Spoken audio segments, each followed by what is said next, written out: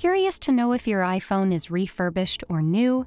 In this video, we'll walk you through the step-by-step process. Begin the process by checking the iPhone model number to determine its original status. Navigate to Settings, tap on General, and then select About. The initial letter of the iPhone's model number serves as a key indicator.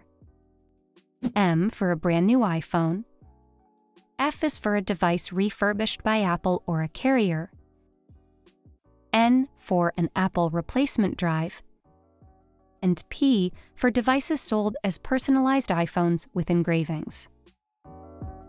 On the other hand, if you're acquiring an iPhone from an unreliable source, opting for the assistance of Apple support is a wise move.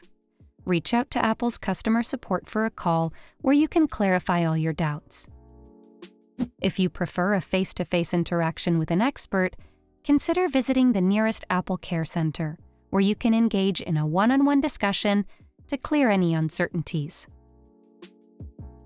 Now that you've mastered the art of spotting whether an iPhone is fresh out of the box or refurbished, subscribe to Guiding Tech for more tech wisdom.